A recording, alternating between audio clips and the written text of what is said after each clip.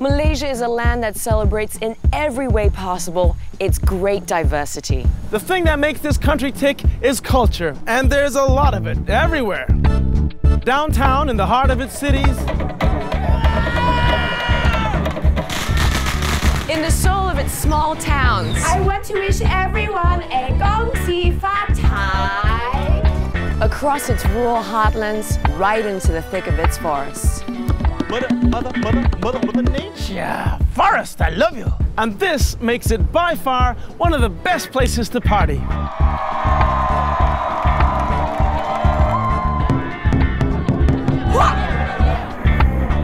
I'm Denise Keller. And I'm Jamie Aditya, and this is our passage to Malaysia.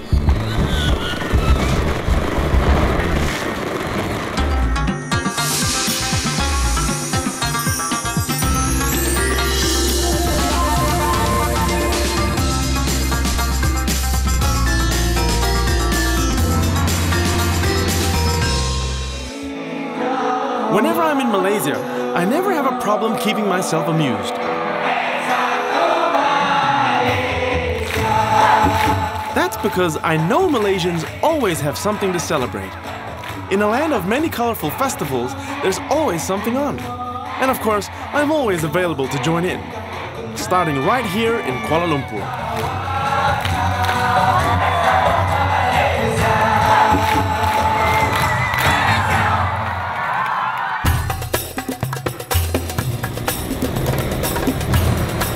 As Malaysia's bustling capital, KL is home to a mix of cultures that give this thriving city its cosmopolitan vibe.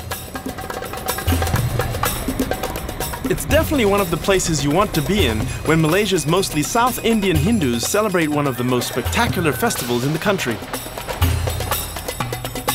It's the eve of Thaipusam, and Hindus all over the country are getting ready for this great event.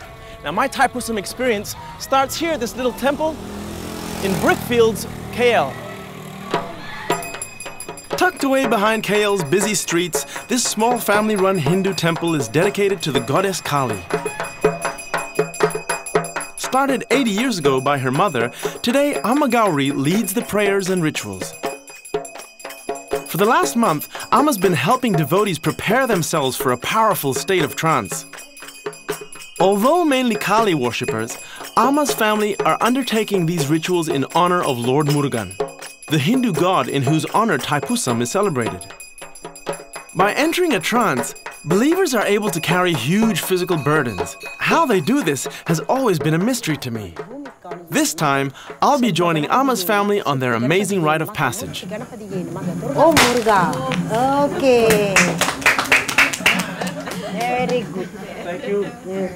ஆனா எல்லா கடவுளை விட அவரை விரதம் எடுத்து ஒரு மாசம் தான் அவரை பார்க்க முடியும். நம்ம ஒரு மாசம் வரைக்கும் நம்ம விரதம் எடுத்து அந்த மலைக்கு போய் அந்த காணிக்கையெல்லாம் நம்ம செலுத்துறோம்.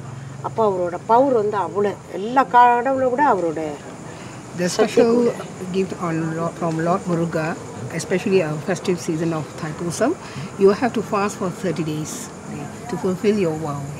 You have to only for one meal a day. One meal a day. One meal a day. When sleeping time, you have to sleep on the floor, just a piece of cloth. You have to. You should not be having any luxury. Yeah. You have to sacrifice everything. I see, I see. ஆத்திரம் கோபம் இதெல்லாம் வச்சிருந்து அதை கும்பிட முடியாது. You have to be very calm, And not in anger. Meditation too? Yes, daily. I've seen in the photos Thaipusam, people piercing themselves and they're not bleeding. Yes. அதனால தான் நானும் தான் அளவு குத்தி இருக்கேன். 6 feet நான் போட்டுருக்கேன். She also has pierced for 6 feet.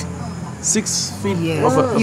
You will succeed after doing all this prayer for 30 days, and you will not be having any மரக்கறியை எடுத்து சுத்தபத்தமா விரதமா எடுத்து எந்த அழுக்கும் மனசுல வைக்காத போனோம்னா நம்மளுக்கு குத்தும் போது எந்த வலியும் இருக்காது. If you follow the guideline very strictly, when they pierce it, and there won't be any blood bleeding. And you felt no pain? No, it's painless. You will not feel anything. Incredible. So, it works! Preparations have been intense, and for good reason, given what lies ahead. Thaipusam is held on the full moon of the Tamil month of Thai. Hindus from KL and the surrounding states congregate right in the heart of the city to start a 13-kilometer procession to the Batu caves. a temple on the outskirts of the city dedicated to Lord Murugan. Rallying around a leading chariot, the huge crowd is made up of young and old from all walks of life, all bearing offerings in the form of milk.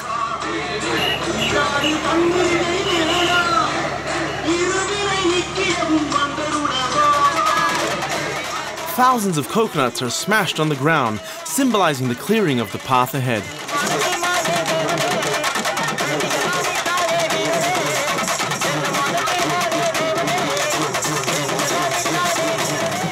Believers will walk all through the night, every step drawing them closer into a deep state of trance. When they finally arrive at their destination, many will be ready to carry out the most incredible physical acts.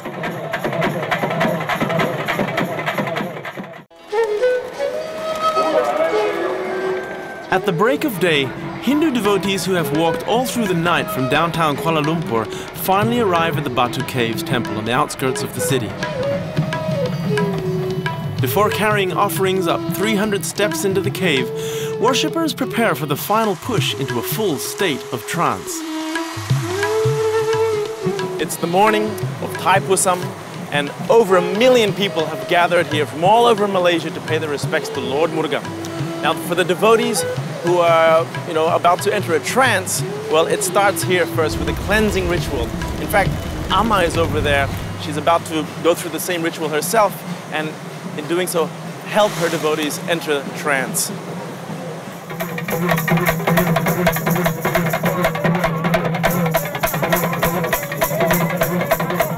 It almost feels like I'm entranced as well. Can you feel that rhythm? It's infectious. Amma draws the rest of her family into their trances, spurred on by the signature chant, Vel Vel.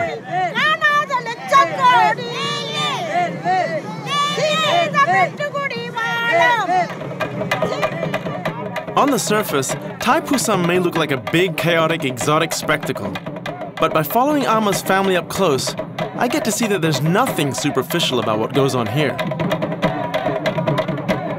And even this close, it's still a mystery. How do they not feel the pain? Sure, many say it's a form of hypnosis, mind over matter, but then how come they don't bleed? Amma and her family are well into their trance now. It's like they're on autopilot and nothing is going to get in their way. We're ready to join the huge crowds making their way up a steep incline into the sacred cave temple. So I've started the ascent of over 300 stairs into the Batu Caves, and I just stopped for a little breather, but I'm carrying nothing but my curiosity. Other people are carrying, huge loads, and that's some serious faith there.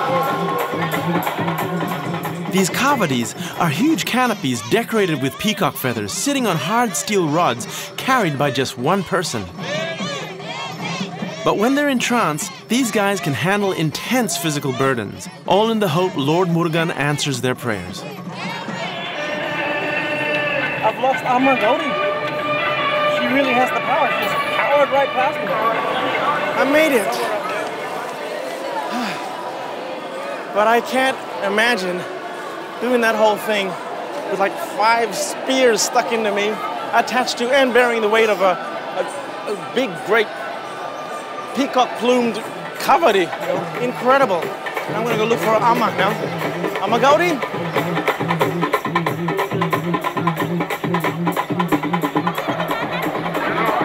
Inside the cathedral chamber of the cave temple, devotees bearing their offerings reach the apex of their Thaipusam rituals. For many, the feeling of finally releasing their burden and sacrifice is totally overwhelming. I finally tracked down Amma and her family. After their prayers and offerings, she carefully coaches them out of their trance. As we make our way out, the weird thing is how none of them seem at all tired. So Amma, how do you feel? Very good, very nice. Very good. Tired. No tired?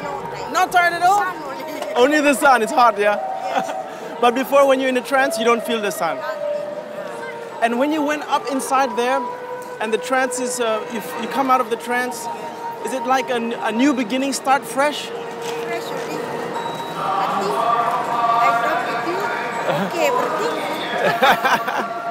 Wow, fantastic.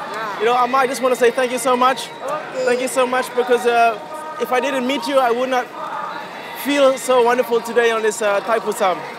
I had a wonderful time here today. Nandri, thank you so much. Every year, Thaipusam keeps drawing bigger crowds. I've seen it up close, and I've been right in the middle of the action with a million other people. But Thaipusam is still a mystery to me, which is fine with me, because that's the way I want to remember it. Malaysians don't just celebrate traditions. In fact, they'll find a reason to celebrate anything. Tonight, there's another excuse. It's actually Kuala Lumpur's birthday. KL was declared a federal territory in 1974. This is celebrated every year with a public holiday. You know, there was this guy who climbed. Oh, is that the French guy? Yeah, man. I look out through, like... Did he climb up these towers? He did, bro, with his bare hands. How do you do that, bro? Even with, you know, that's beautiful, safety man. equipment. I want to take a photo of that. This evening, I'm with Donovan To, one of the top DJs in town. It's his job to help KL people party. You must have DJed parties all over the place, not just in Malaysia, right? What sets playing in KL apart from? Kuala Lumpur is just an amazing city. I mean, people are very, very down to earth. You know, they're not pretentious. But that's what gives KL its distinctive flavor. Later, Donovan is taking me out on the town to one of the top clubs here. Before the crowd comes out in full force, Donovan is taking me through some moves on the decks. Ah, wow. That's the filter. It's like manual. Showing me how he's going to take the revelers across the stroke of midnight.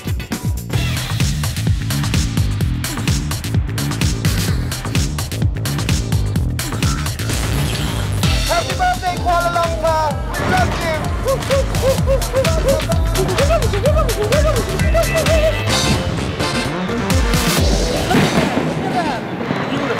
Beautiful. I'm gonna take some shelter here.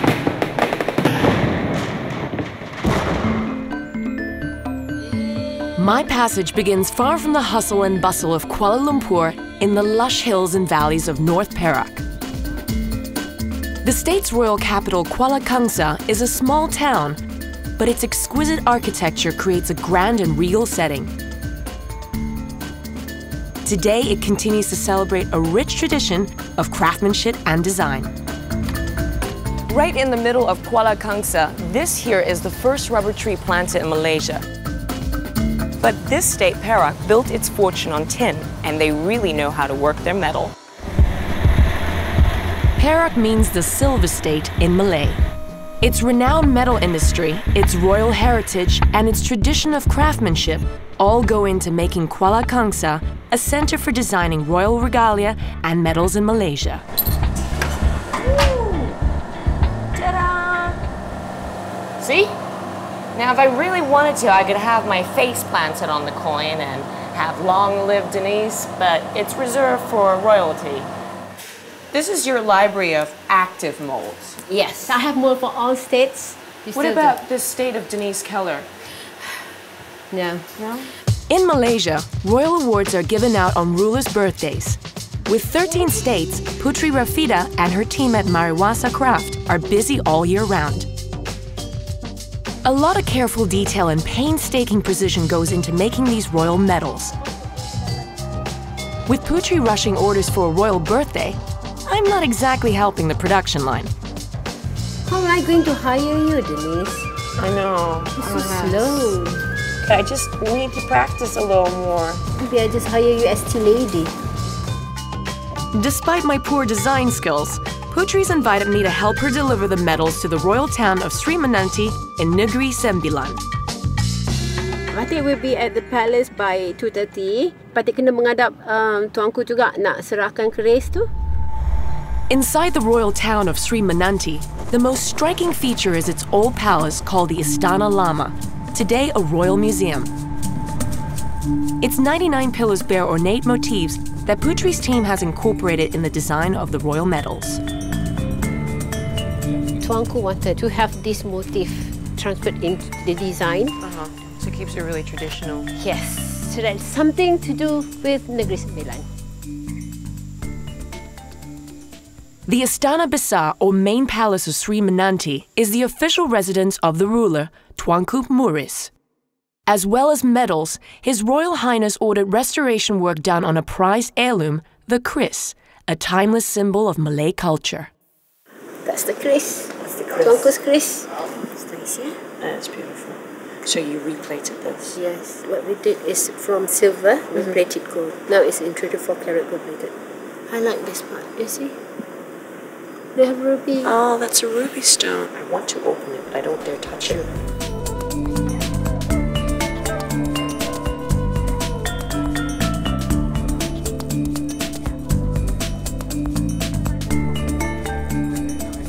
Much to Putri's relief, Tuanku seems satisfied with the work done, just in the nick of time for the big event.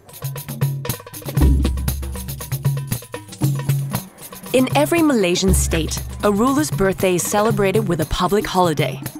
The usually quiet town of Sri Menanti transforms into a hive of activity as people from all over the state come out to cheer on their ruler. Dignitaries from other states start to arrive for a ceremony rich in protocol. Time to be on my best behavior. Because as soon as the ruler arrives, I've got to help Putri's team backstage roll out the royal awards. Awards are given out in recognition of achievements and contributions to the state. Each one carries a specific title, and all have been carefully cleared through layers of protocol, so there's no room for any mistakes.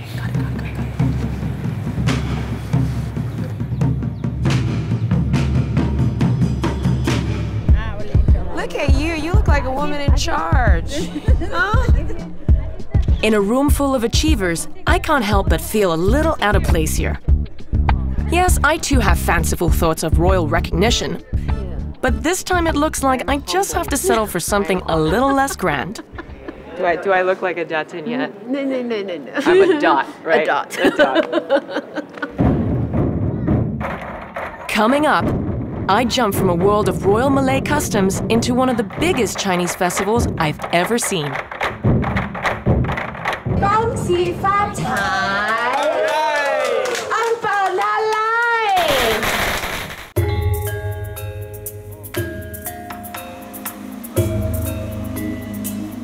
Penang's capital, Georgetown, has for centuries drawn traders and settlers from all over the region. Hokkien communities from Fujian province, China, played a big part in its growth as a port city. Today, the jetties they first settled in remain home to generations of clan members.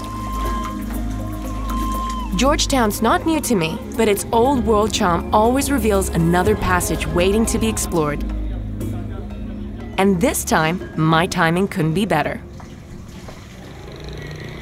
Chinese New Year festivities last 15 days, but it's the 9th day that's most celebrated by the Hokkien clans here. This year, I've been invited to spend it with the Chu clan. This is an art form. CJ, do you always do this every eve of the 9th day? Do you help your mom out? Only with the simple things. The simple things? Not count with the kind of the I think I've been pushed down to the simple things as well. On the 9th day of Chinese New Year, for Hokkien, it's a very common that everybody will pray the duck, the chicken, the hen. Then it's like a very symbolic kind of praying for everyone. Tell me more about your clan houses. This is the Chu jetty here all along. You're basically one big family.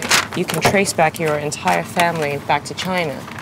Yeah, we are from Fujian, and there's one place called Singwat Chun. Singwat Chun. Yeah, that is the place where our ancestors from. And in fact, when they came here, they don't really have any place to live, so they just built their houses along the coast.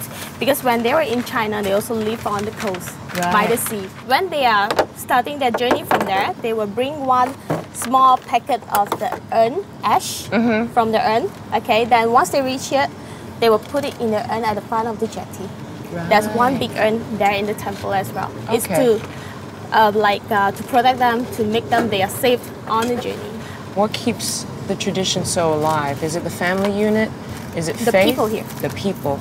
The people here.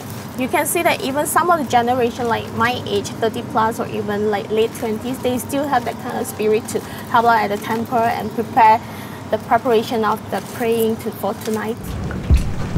Of all the offerings, there's one never missing from a Hokkien New Year. Sugarcane is a timeless reminder of an ancestral legend from China. Fleeing attacks from ruthless armies, Hokkiens took refuge among sugarcane plantations. On the 9th day of the New Year, they emerged unharmed. Coinciding with the Jade Emperor God's birthday gave them more cause for celebration. Across Georgetown, the Chinese New Year festivities coincide with the city's celebration of its UNESCO World Heritage status.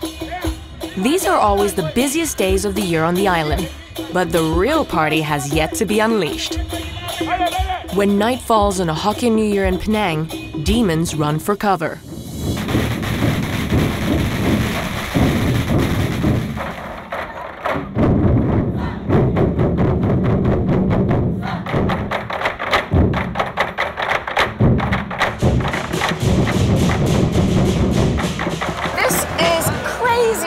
By far one of the biggest Chinese New Year festivals I have seen. Does this happen every year? Yeah. A lot of people, even tourists, like to come to Penang. Firstly, they'll come for food. Secondly, they'll come for the festivals.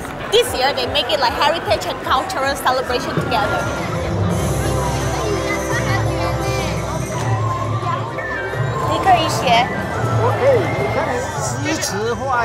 That's my name apparently. But he's trying to make it more ladylike by saying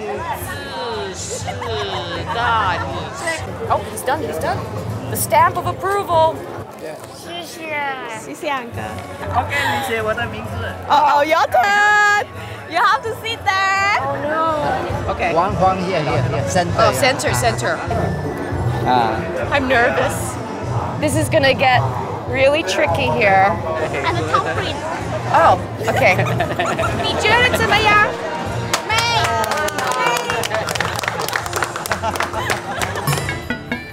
Back at the village jetties on